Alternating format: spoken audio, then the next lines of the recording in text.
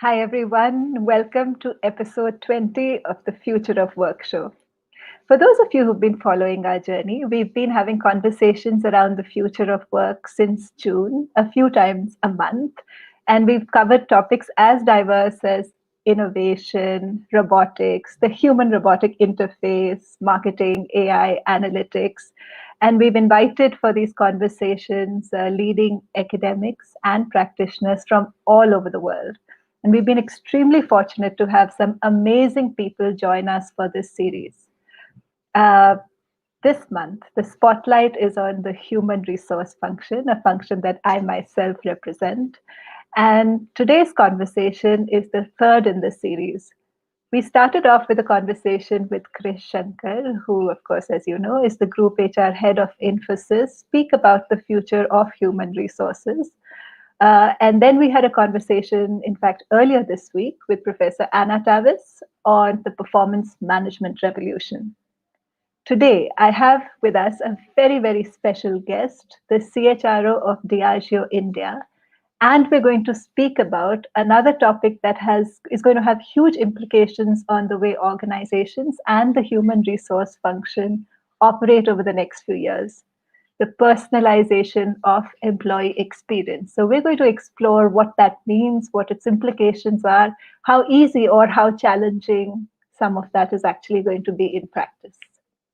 For those of you who are joining me for the very first time, I am Shalini, and I work at the intersection of people and organizations and the future of work as both an advisor and an educator, along with my partners in this exercise.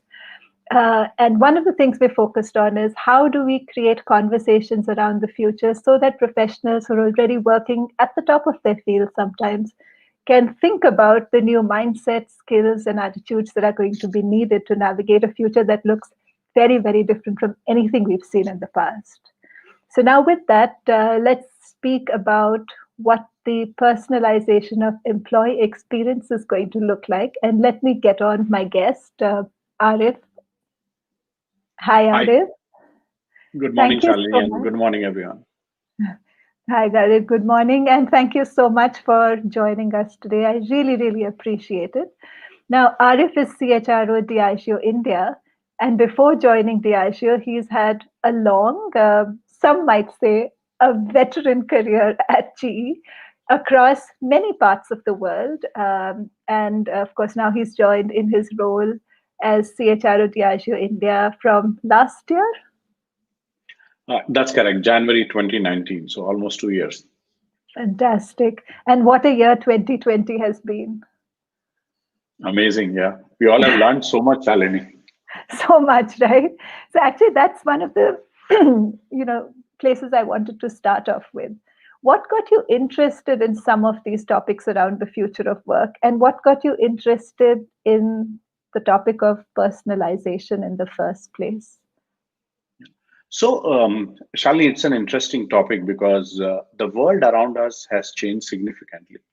And I remember, and it's not a sudden realization, but as I look at how we interact as consumers, you look at Amazon, you look at Myntra, so many platforms we have today. um, we are treated differently. And when these marketplaces got created, they realized that they really need to find how we can treat each and every customer differently, give them a unique experience. And as we give them a unique experience, they will realize the power of the platform and will navigate and become a loyal customer. And we all go through that experience. As in, I remember the number of times I'm on a news site and an ad pops up from Amazon because I had navigated and looked at products of that kind. So it's that unique experience which we are going through in the world because of the change in the way all of us interact as consumers, as people who are connecting and interacting very differently. The other thing, which is more of a story, I will share with you because that's something which is one of my favorites, although it happened 10 years back. I was working in a consumer business, appliances specifically. And I remember a conversation where some of us in the leadership team were interacting with one of the leading consulting firms. And the idea was for us to really create a charter for ourselves as to what we will be in future. One of the first questions they asked is, who is your customer? And this is like a global leadership team. All of us are proud. We say we know the market, we understand what it is. And we said, yeah, customer appliances. So customers are people who are buying appliances, so which basically means families, family units. They said no. We said it's the builders who are building, and constructing, because they take appliances and buy. And the answer was no. As we all are management graduates, we went into further classification, right? SEC, A, B, C, and that kind of detailed conversation. And I still remember the frustration which the leading partner who was working with us had, and basically said, I'm going to close the day. Please go and figure out and get the answer. Who's your customer? If you can't even answer that, forget about the strategy. And we all did everything possible, right? So we were in America, so go to Best Buy, one of the leading chains, look at Home Depot, interact with people, try to get all the answers in terms of what would we really say about customers. And we thought this guy doesn't know what he or she is saying, because we have been in this business. We know who are the people who are buying our products. We came back again, detailed presentation analysis with lots of data on classification of people who buy our products and so on. And the guy just completely did not relate to what we had to share. And then came a moment of reflection, and he said, let me share some data with you guys. And as that data came, it was just one simple page, which basically said, across the world, irrespective of the markets you are in, 87% of decisions related to buying of appliances are actually taken by women. Your biggest customers are women. And guess what? Just go back and relate to how many women are designing your products. And we looked at our engineering and design teams, and guess what? The number was in single digits. So we as a company were designing the biggest appliances, which were very reliable, which worked beautifully, but they looked either white or gray. Some of our competition was designing appliances which had all kinds of colors, tremendous user experience and ability to navigate and interact with appliances with technology and all that coming in. And they were doing very well in the marketplace. And I remember that takeaway, which basically said that, how customer experience or how we interact is changing the way, we look at ourselves, the way we do business. Interestingly, that thought, when I reflect back and look at where we are today, people are people. If people behave differently as customers and behave differently in the external market and how they buy products, how they interact with different platforms, they would behave differently at work as well. And unfortunately, for a lot of us as organizations, we have not really focused on employee experience in the true sense of the word. For us, employees are part of an organization, and employees are employees, while customers are people. So I think it's this outlook and realization that people are people. The world around us has changed significantly, and we got to look at our employees as people who would interact and connect in a very different way than what was in the past. Which kind of got me interested that how do we really unfold this opportunity and do things different. That's so interesting, Arif. And the conversation around personalization of employee experience is actually a fairly recent one. I think it's only in the last 4 years, more specifically, that we've started hearing conversations around this, and perhaps in the last 2 years that it's sort of suddenly picked up momentum as more and more people are exploring the implications of something like this. What would you say are some of the driving forces for the very idea, personalization of employee experience to become so central to what might be a possible future for both the human resource function, but also the way organizations more generally are set up? So maybe 3, 4 themes, Shalini. The first one, and I think while we all kind of subconsciously realize it, we believe, but we don't really bring that into practice, is realizing the fact that employee experience has a tremendous impact on customer experience. And output the companies have, because it's the people who are translating that experience. Uh, and while there's a lot of research, I remember looking at a Gallup research which said, companies who focus a lot on creating a powerful employee experience and have employees who are engaged have 147% stronger chances of performing better than their competition, and so on. So the connection between employee experience and customer experience kind of related.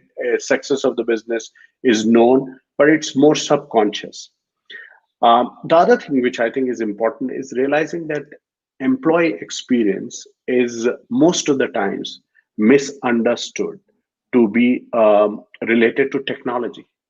Technology is a strong enabler, and it is something which really helps you to deliver that experience and connection strongly. But it's a mindset.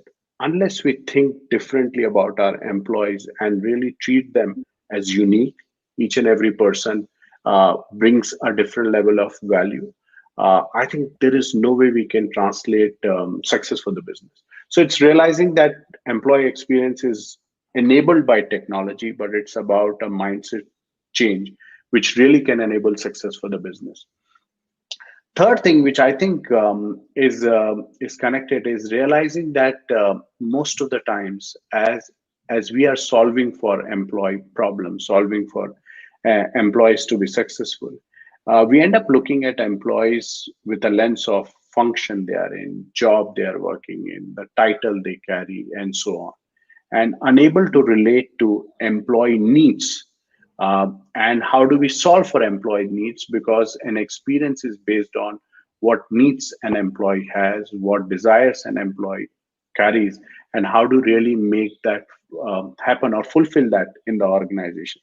And if one can create a path for that, one can really create successful business. And the only way one can create a path for that is by realizing that employees are unique, thinking using a different lens, a mindset to look at employees, to enable success for them, and which will impact business results. No, it's so interesting you say that, Arif, because the very first time I came across, this whole idea of employee experience becoming so central was from a professor of design thinking, Professor Vijay Ghai, and he was also on this show very, very early on.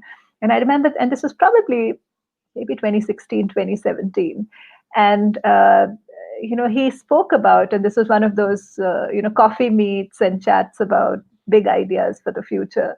And he spoke about at that time, his frustration that while organizations were beginning to appreciate how design thinking could be used for the customer experience, and they had sort of moved away from, like you spoke about, the segmentation approach to go much deeper and collect, far richer, more qualitative, but much, much sharper understanding of how their products are being used. He hadn't as yet seen a similar shift happen in terms of, turning the lens inwards and looking at employee experience. And then a couple of years later, I had, again, two professors of innovation and design thinking say exactly the same thing, that, that's where this is all headed. And, it's like it's the same tool. The lens, you can apply it to the outside world, customers, you can apply it to the inside world, employees, and your outcomes turn out to be very, very different. It's all about a much richer, deeper understanding, which goes beyond broad bucketing people into categories, but looking at, an individual, what is their experience.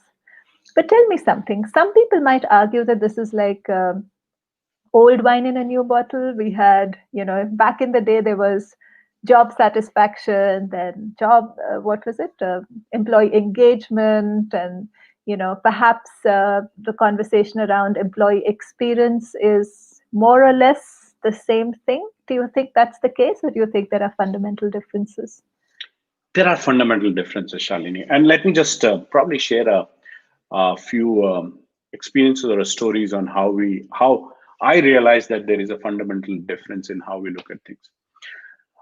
So the first one, actually, I started, as I said, in Diageo January of 2019, and I remember one of the first things which I thought I should do in my role as HR leader for the company is just to get to know the business.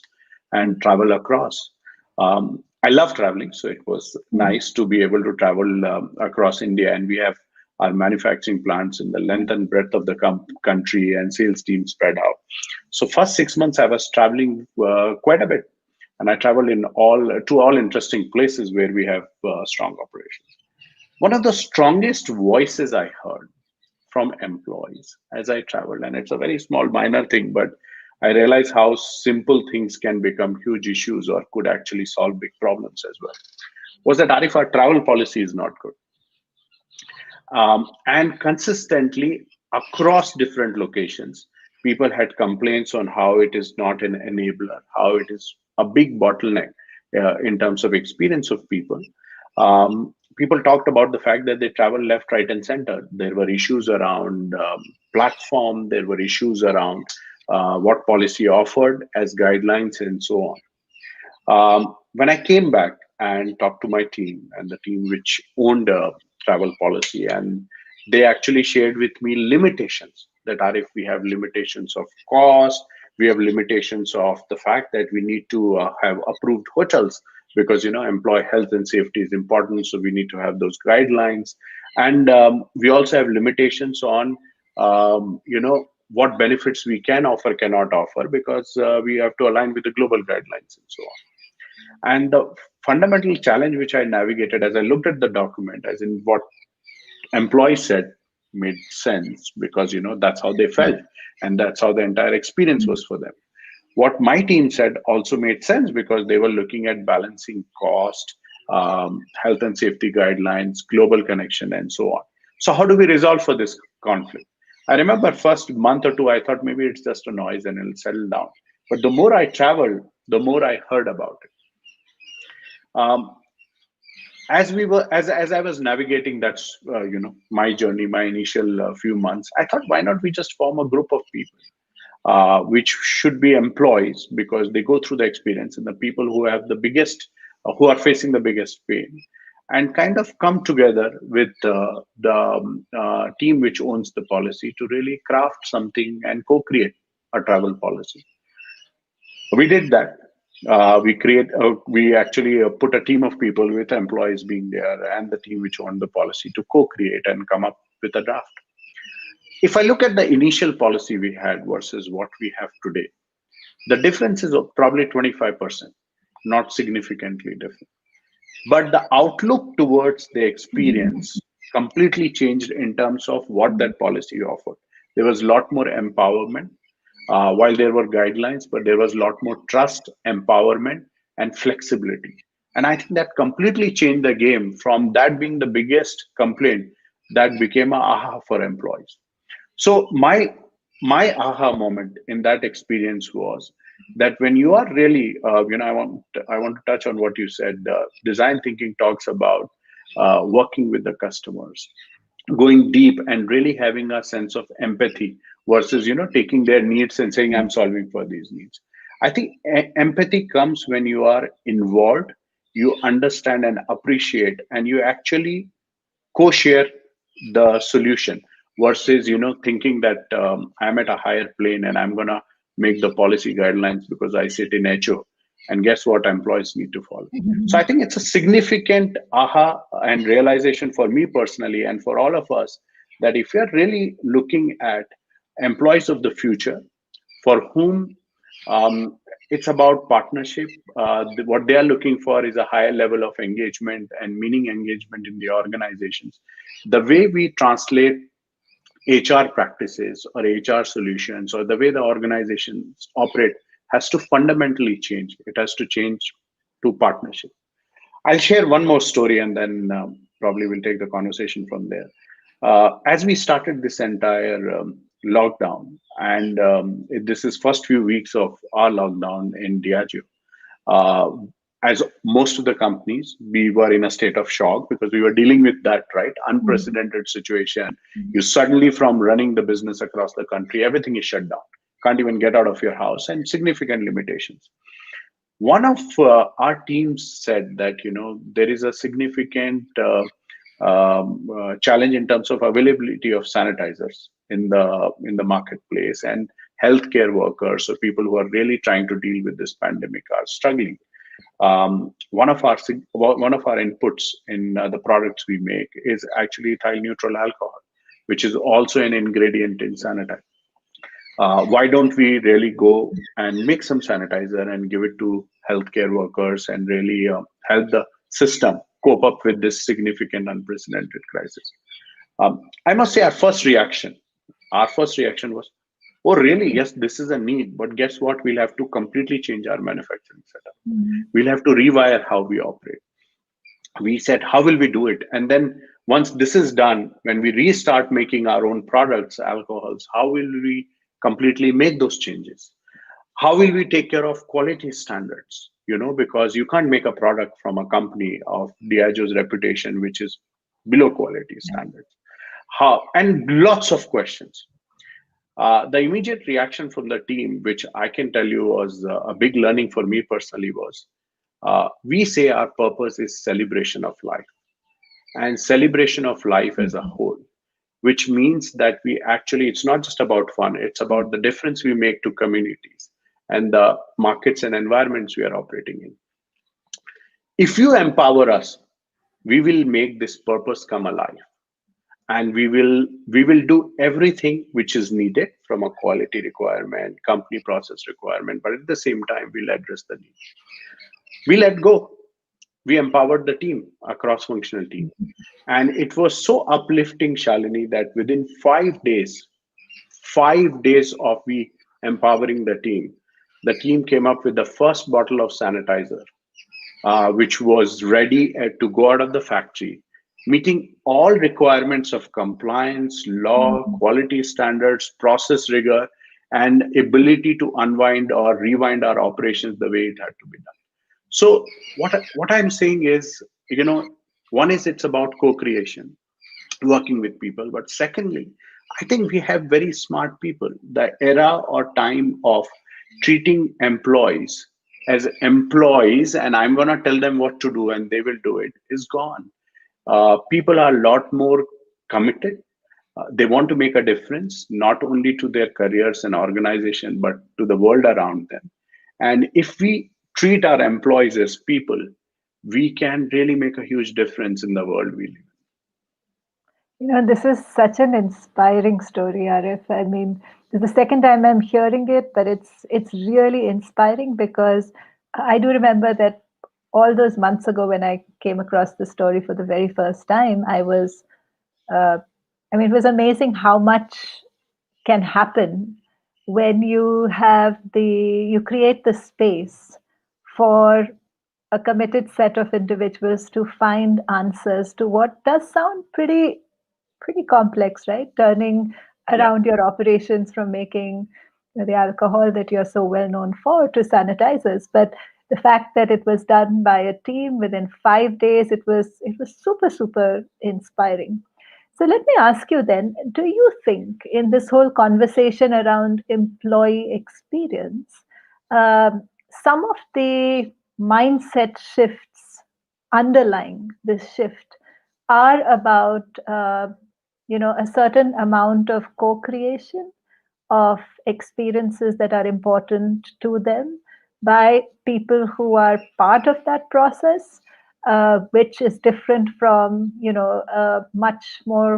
perhaps a much more common best practice orientation that human resources has often had, where we've looked at, okay, what are the top 10 companies, and you work for GE. Everyone in the world, I think, copies GE HR practices, whether or not they make sense in their particular context. So are you seeing that, or do you expect that there's going to be a shift from that orientation of best practice benchmarking that HR has thrived on for at least 3 decades, to a more, okay, what's our specific context and how do we design an experience that makes sense for our employees by making them part of the process? Completely, Shalini. And I think that's a significant mindset shift we need in the HR function.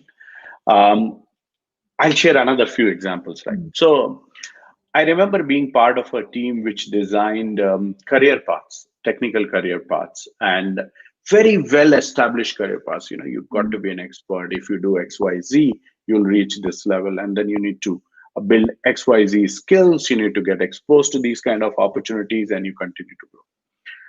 As we look at the world around us, as in I remember we just last week we had this conversation on careers, and I think we are thrown new challenges every now and then. We suddenly realize that we are operating in certain markets and not operating in certain markets. Products and solutions which are relevant today may not stay relevant tomorrow. Technologies which are working today may have no relevance tomorrow or may not be even impactful. With the speed of change and the dynamism we are in, I don't think so. We can have career paths which can be a function of X, Y, Z competencies, because those competencies may not stay relevant in future.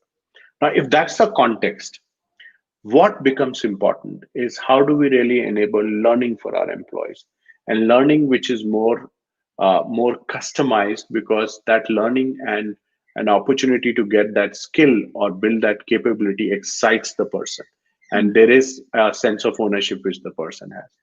What is important is how do you create journeys and experiences so that people build a set of diverse skill but also become strong at doing something.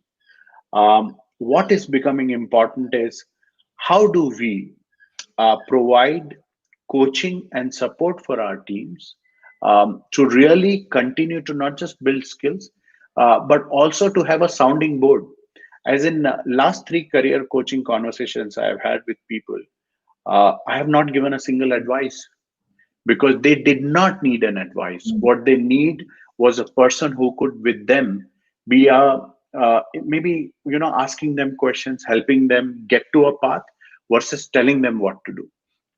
So with that significant shift of what's happening in the external one, with the speed of change, dynamism, it is impacting the systems, processes, and interventions we deliver as HR function. Whether it's careers or if we talk about learning, all of them have made relevant to individuals and also have to be translated in a way that there is an ability for us to adapt, flex, change, and also make it continuous in process. For that to happen, it's a lot about partnership. um, Career is not owned by the organizations, it's the employees. And how do we enable that? Managers are not the ones who are responsible for growth of employees, they are catalysts and enablers. That mindset shift requires a very different way of working, and unless we make employees as people and bring them along the journey, I don't think so we can be successful in the future. That's so well said, Arif. So well said. I mean, from what you're saying, one of the things that I'm taking away is that key to this focus on employee experience is going to be, of course, a very deep, empathy is an overused word. I almost feel like saying starting off with respect, it has that layer of respect of an understanding, experience, along with collaboration or co-creation, so that it isn't so much, one's up here and one's up here, but it's done together, along with certain flexibility in the system and agility in the system to keep coming at it again and making it relevant, because the outside world and the needs of an organization themselves are changing so rapidly. And all of this is it's a new skill set for human resources. It is not one which HR has traditionally focused on. HR has traditionally been far more, process driven, system driven, enterprise wide systems, what will work. Either best practice based or sometimes working with a consulting company to say, okay, for our industry, this is the right practice, and then have a change management process at the back of it to roll out, a new system. So it's a fundamental shift in the way HR itself will operate. And I'm going to jump into the question of what personalization will look like. But before I do that, I want to take some of the comments. Hi, Ajruddin, good morning. Atul says, Vix. Um, Indeed, we've all learned so much in 2020, the new way. Oh, absolutely. Anand, greetings to Arif. Absolutely great to have worked with Arif. The future of work remains very relevant post retirement. I'm absolutely sure. I find myself getting assignments which are engaging. Hello, everyone. Hi there. Employee experience is very important, and this is important during this pandemic. People managers have to play a very important role in this process. Rajesh asks, how practical is it to create unique customized experiences for a diverse, heterogeneous, large employee base? What challenges do you envisage? And this actually leads into the next part of our conversation, the personalization. So, we spoke about what does it mean to focus on employee experience. What will it mean to personalize that for an organization which is of a certain size, or even say Diageo in India, which is what would it mean? So let me share some three, four thoughts, Shalini, and I think these are examples which will help us to come to some story. So we were struggling with employee onboarding solution, and we are again on that path. It's not that we have created a perfect solution, but one of the challenges we had is diverse workforce, very spread out.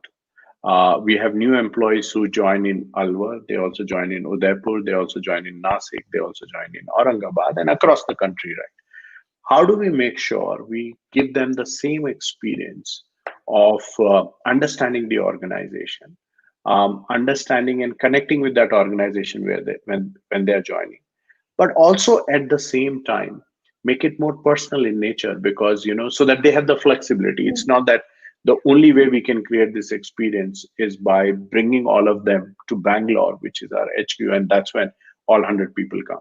Guess what? This pandemic told us that you can't do it anymore. So you have to think of newer ways of doing it.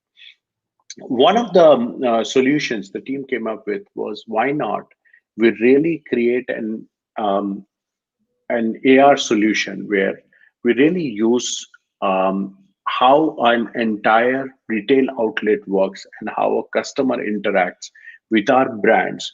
How do we really address the questions customer has, and how do we engage with the customers there?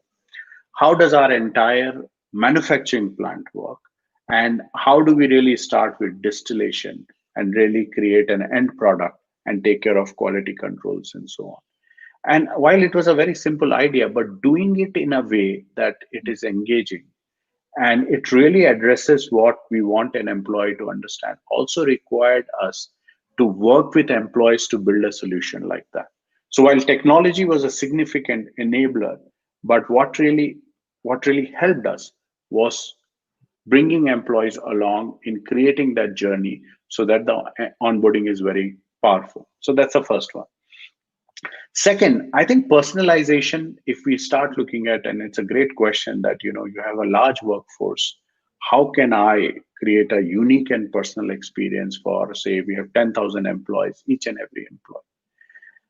My view would be we should start with some level of segmentation, which will really help us to create experiences for that segment and make it more unique for them.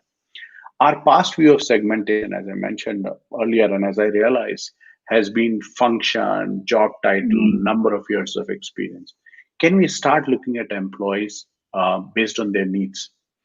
So if I'm designing a benefits platform, how a person interact with a simple benefit like medical insurance could be very different for someone who's just starting their careers, to someone who's just started the family way, to someone who's at the later part of their lives.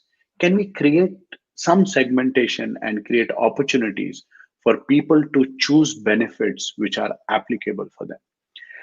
It's difficult because our system outside is not geared for it, but it's not impossible. How do you really create a benefit plan which works for employees by looking at employees with the lens of what their needs are, versus giving a straight solution? These are the benefits, these are the policies, and take it. So that's the second example I would say. Third, which I think is a very important one, and we learned very, as in something which I learned and applied, and it worked very well. So we have a view of people based on what they share, what they do and deliver on goals and objectives, plus the interactions we have had. Most of the times we don't realize how these people are operating and working in the larger organization. One of the studies which we did was an organization network analysis, was to really understand my own function. Who's the real healer? Who do people go to when they have something which is troubling them? Uh, who's a real expert? When someone is facing a problem, who do people go to and ask Mhm. for help and coaching and advice? When you build that level of understanding of people and talent by using approaches which are different than conventional approaches, the kind of paths one can create, not in just in terms of careers, their own growth, will be fairly unique in nature. And I must say, once we did this study, I did two changes for my own team without naming individuals. Got someone from into a talent role and actually moved someone into a functional support. And if I look at last 1 year, those individuals have completely shined and done extremely well. So, by building a better understanding of talent and understanding the uniqueness of talent, which is beyond our conventional ways of looking at talent, one can create career journeys and career paths which can not just be fulfilling for individuals, but can also be impactful for organizations. So, these three examples, it's very tough. It's not that we have Mhm. got a perfect solution, but just some ideas to play with. So I'm going to take what you just said and just play it forward a little, what might happen over the next few years. So, all of us have gotten accustomed to going on a Netflix channel and finding recommendations that match our needs and are quite different from anyone else, right? Like we are a family of four, and I can tell you that everyone else in my family always makes fun of the the titles that pop up when I log in, because I'm very fond of rom-coms, and everyone else in our family is fond of thrillers or very different genres from me. Uh, and obviously, it's not that I, as a customer, would have told Netflix that, okay, listen, this is the kind of person I am. I don't have to tell it, just by my actions and what movies I tend to watch and where I gravitate. Netflix at the back end uses its algorithms to suggest shows that are a match for me, right? So we've gotten, all of us have had that experience. And we've had a similar experience on Amazon. And like I think you mentioned right at the start, that, the ads pop up connected with the kind of stuff you have been searching for. If we go forward a few years and, Diageo may not be there as yet, maybe there are few organizations there as yet, what would an employee's experience, a deeply personalized experience, what might it look like? And it's a thought experiment, so it's fine if it doesn't exactly play out in the same way. Yeah. So, a lot of organizations have made a lot of progress, Shalini, and I can tell you something which we did. So today, if I go to my learning platform, based on my history of learning and the areas I have shown interest in, I actually get recommendations on what courses should I go for. So imagine, now this is only one part of it, right? But what you said, in future, if the entire information is connected and systems interact well, and the outlook is to enable that for an employee, depending on areas I have shown interested in my careers, what areas I want to explore, um, opportunities may come to me as recommendations to pursue within the company, which may not necessarily be a job. It could just be an experience to go for. The learning solutions come and give me ideas of what can I go and learn, because that can help me. I may get recommendations of colleagues or co-workers with similar interests with whom I can partner and exchange thoughts and ideas. um, I could, be able to decide how my compensation structure should completely work with a lot of independence. Yes, there are limitations of regulatory framework and so on, but lot of independence, whether I want an X benefit or not. I don't really want a medical insurance, but I want to use that money to go and pursue a learning opportunity or do a course, or I want more vacation time. Or guess what? I'm a hard worker. I don't want any vacation time. Take all my vacations, but give me XYZ. So I think one integrated, lot more integrated in terms of the entire experience one goes through from onboarding to exit or retirement. lot more integrated in how learning comes an individual's way to enable career and success. Lot more integrated in terms of how I interact and connect with my colleagues. Um, Last but not the least, lot more flexibility in how I want to be treated, what I value versus what organization thinks is important. That sounds fascinating, to be honest.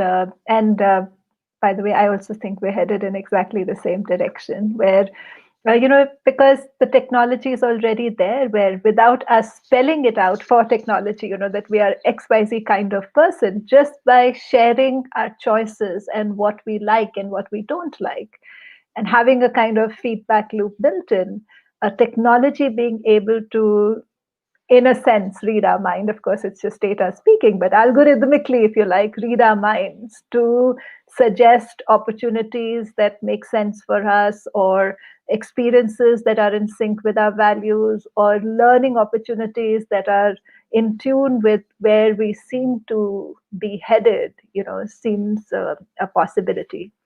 One of the things you spoke about, Arif, some time back was that this isn't as much about technology, because we know the technology, the capabilities exist. We're seeing that in the customer interface already. But it's about a mindset shift inside organizations. Can you speak to what this mindset shift might actually be? So you're right, Shalini. The technology exists. It's and it's not been embraced so well because honestly, I think we as HR people have been very conservative or afraid of embracing technology because we have been worried about what would it do to us. Like in a lot of other cases, it happened in the past. Just one story, and then I'll build Yeah. into future. So I remember once. In one of my experiences, what we wanted to do is we wanted to understand employees more dynamically. So rather than doing an employee survey once a year and understanding what the employees have to say as a response to a questionnaire, we said, why not we have a chatbot who engages with employees and on a continuous basis. And as the chatbot engages with employees, what one will be able to do is build that connection, understand what the employees are saying, what they are expecting, use that data for our HR team to be more of intervention experts and really seeing how we can use that data to make things happen for employees and partner with managers in doing it. The biggest resistor for that intervention in the organization was the HR function, because Mhm. the HR team was very worried about the fact that if a chatbot is going to engage with employees, what will my role be? Where will I play or add value? And I remember going that through that journey with the entire team and really uh, for all of us to realize that this technology was a step for us to be doing a lot more meaningful work. And if this chatbot is able to connect and help us get understanding of red flags, where challenges are, then the job of HR partner changes to just understanding employees to really spending a lot more time on diagnosis, intervention, and really helping solve the cause versus just understanding the problem itself. And I think that's been the biggest challenge. We think, and I'm just going to be slightly provocative, we think HR's role is to build careers. We think our role is that we own culture. We think we lead performance management in organization and we build capabilities. Uh, Guess what? None of that is relevant anymore because all of that will happen based on how an employee is understanding his or her aspirations and moving towards it. I think our role has to change fundamentally. We got to be integrators. When I say integrators, how do we create opportunities, not just for people to connect? It's not about connecting people, it's about helping understand what's the purpose of the organization. What is the individual thinking about his or her own purpose? How do I help and build a connection in that? Because if that connection doesn't happen and an employee doesn't feel being fulfilled in the organization, I don't think so that connection will stay. An employee may not may not want to stay with the company. So how do you really um, bring employee purpose live and make it real for them at the workplace? I think our role is to be instigators. We are no more helping change happen. So it's not about a system getting rolled out and HR is doing the change management. But we got to be the ones who are driving change. We have this perfect vantage point in our roles where we have access to leaders. We understand what they are going through, what's happening, how they want to grow and build capability in the organization. We also have these fundamental tools which can help us understand employees, their aspirations, and so on. We got to be the instigators who are driving change and taking the organization forward versus being resistors of change. I would say the other thing which I have realized more and more, Shalini, the last one, but is a very important one, is that we got to be the healers. And it's not just, I'm not saying we should change our profession and we become, people who are counselors. What I'm saying is, are we engaging and listening to people? Most of the problems get solved by just listening to people. Are we the ones who are helping the stress levels and challenges in the organization which everyone faces settle down and help people manage with that, because no one else is doing it?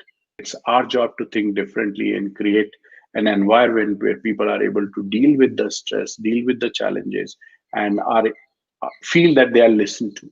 So if we fundamentally rewire and think ourselves not as process experts or people who are translating culture, careers, but think of ourselves as people who are instigators, integrators, and healers, we can fundamentally change in the way how we are operating and change the way an employee experience becomes real versus being resistors in making that happen. No, it's very interesting, Arif. Actually, the role of the kinds of skills that HR is going to need to be really good at are fundamentally shifting. And there is, on the one hand, this whole, at one end, it's the comfort with using technology, with using data for, rolling out some of what we spoke about, the kind of deep personalization of a process, etc. It requires, being able to think at a system level and an individual level simultaneously, and to do that while integrating technology, data, evidence-based management, etc. So there's that very logical, a much higher level of logic and data-driven understanding. At the same time, a much higher level of empathetic understanding at the same time. And most HR professionals have operated somewhere in the middle zone, where there is, some logic, some empathy, but not a great deal of necessarily, not at the highest level of either, but more, process orientation being very strong, system rollout being very strong, and this is really a very big shift in the skills required. And of course, as you also pointed out, underlying that, a much more fundamental shift in our mindsets, what HR actually is, what is the role of HR in an organization. And as technology within HR becomes more and more developed and strong, this is going to be a question which organization after organization is going to ask itself. Because if, say, 10 years back, HR's big function was to take care of these 5 processes and make sure that, the organization runs with that, that's sort of like not required anymore. Technology can manage that far more adeptly than, a person can, an HR person can. So that's a huge shift. I'm going to read some of the comments. Such an insightful session. Thank you. Thank you. Sounding boards need an ability to not give advice. Absolutely, David. Absolutely. Shalini, empathy and co-creation, new skill set. Well said. Thank you. Is it right that personalize means realign for extenuation, challenging situation? Not realigning means you have to leave the company. I Any sense, Arif, what would be your response? Could you repeat, Shalini? I'm just trying to absorb. Yeah. Dr. Love Singh asks, is it right that personalize means realign for extenuating, challenging situation? Not realigning means you have to leave the company. So perhaps Dr. Love Singh is asking whether personalization is, something which is going to focus on an extreme sort of challenging situation, or where if you don't personalize, then the person will have to leave the organization. That's how I'm reading this. Yeah, and if I read it that way, not really, as in, yes, extreme and challenging situations are where things become real, and you can see it right in front of them, like the example I gave for hand sanitizer and so on. But those are probably great moments of reflection for one to realize how things need to change. Guess what? Our biggest learning out of that experience has been how do we make it real and make it happen every day in the organization, right? So I think personalization is a lot about making employee experience unique based on the needs on a day-to-day basis every day versus just do it for crisis or extreme situations.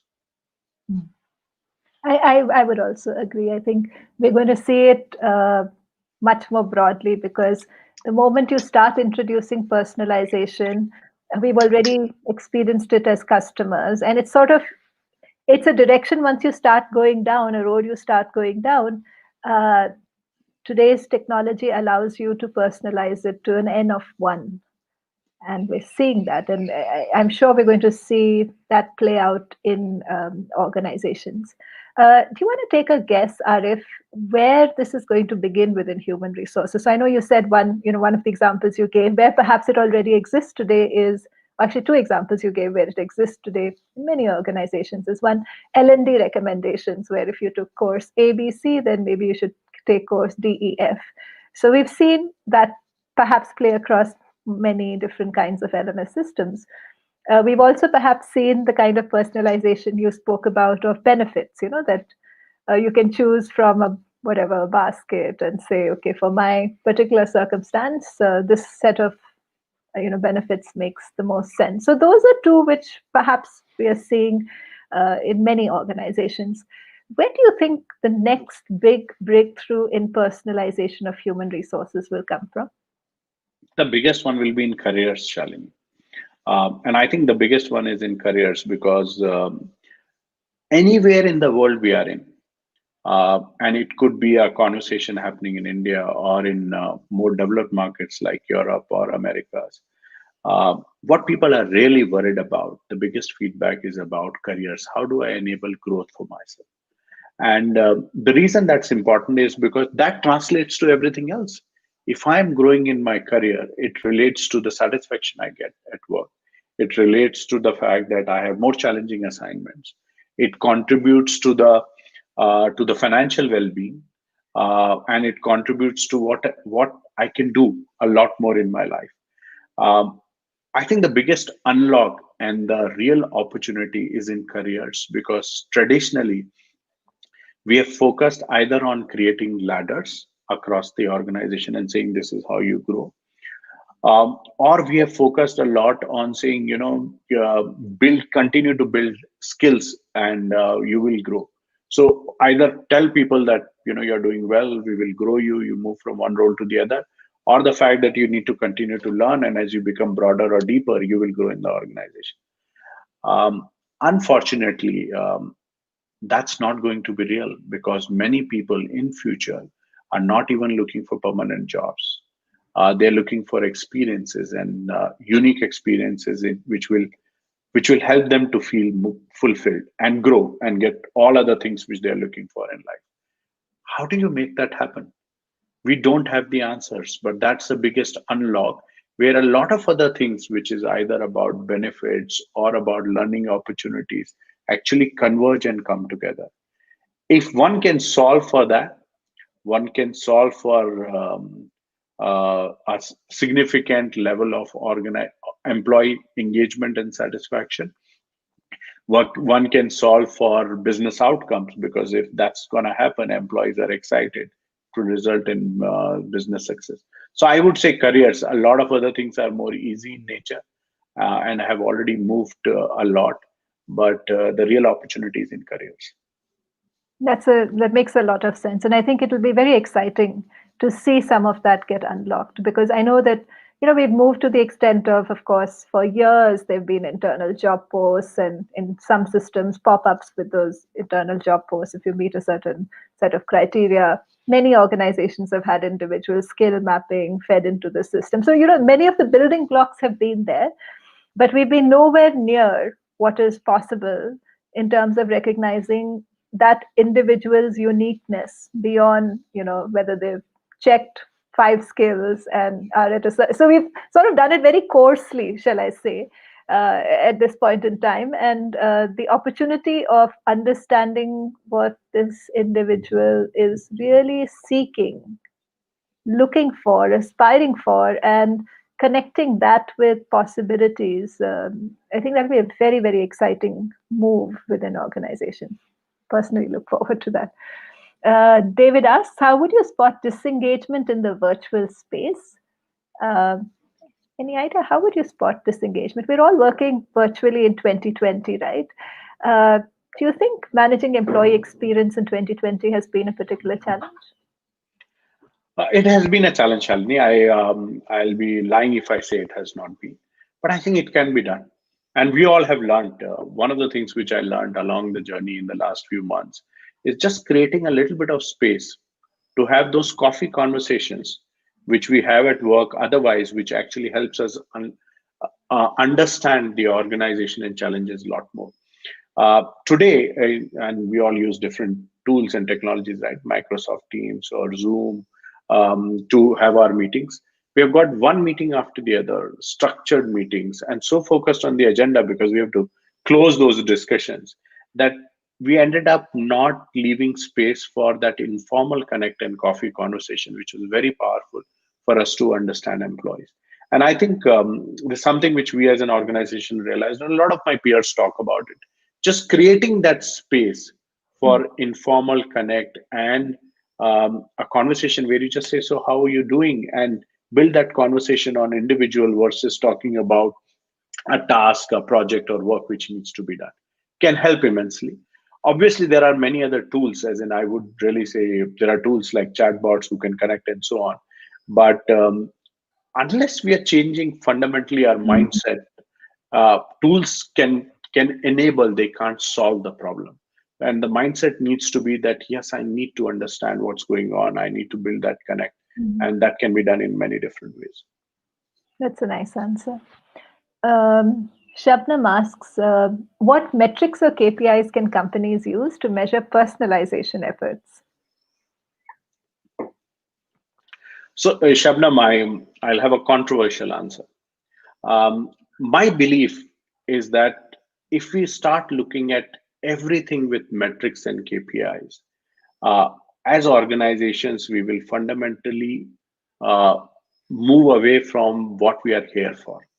And I'll just share a story. As in, every time I looked at Steve Jobs and his books and what he did and why I felt he was a very powerful leader, uh, any solution he created, whether it was iTunes or iPhone or it was iPads, the results came, there was significant business growth.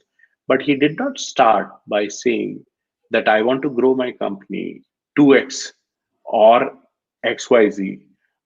He did not start his entire effort by saying, my customers articulated this need, and guess what? I'm solving for that need. When we start measuring every effort and start putting metrics to everything we are doing in the organization, we leave the opportunity of having strong beliefs which translate into success in the organization. One definitely needs to measure the outcomes in the business, right? So what results are coming, how well we are doing or not, how engaged our employees are. But I would strongly discourage for us to start putting metrics for personalization. Metrics would be business performance, employee engagement, how well people are doing, not the level of personalization we are introducing. This is a question which always divides people on, the importance of metrics and KPIs across anything. You always have one diehard camp who believes very strongly that what you can't measure and track will not happen.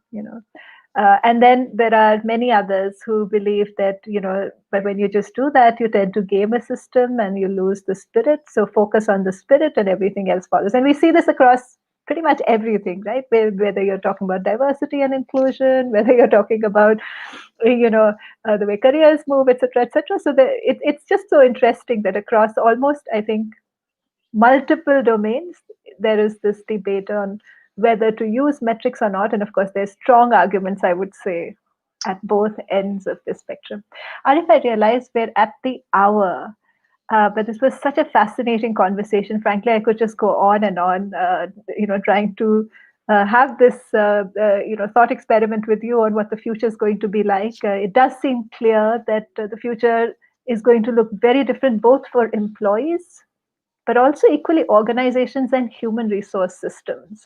So while the personalization of employee experience, one hopes will be liberating, more engaging for individual employees because they have a greater opportunity for, to find space being who they are and having their own unique signature of, contribution, needs, aspirations, etc.